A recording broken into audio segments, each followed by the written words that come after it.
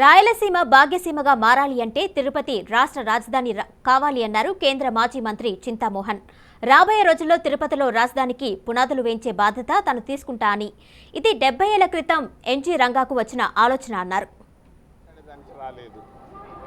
ఒక్క విషయం చెప్పాలని వచ్చాను. తిరుపతి రాజధాని నగరం అవుతుంది, అయి తీరుతుంది. నేను ఈ మధ్య ఢిల్లీకి వెళ్ళాను, జాతీయ నాయకులు దాదాపుగా కలిశాను.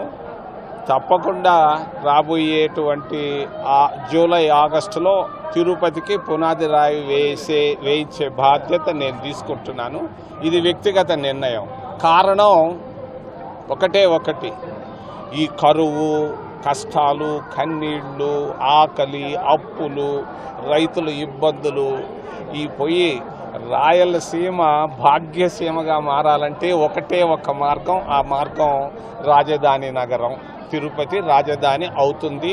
ఇది 70 సంవత్సరాల నాడు ఎన్జీ రంగా గారు వచ్చినటువంటి ఆలోచన, ఆ స్ఫూర్తి ఈరోజు తప్పకుండా నెరవేరుతుందన్న విశ్వాసం, ఆత్మవిశ్వాసం నాలో ఉంది.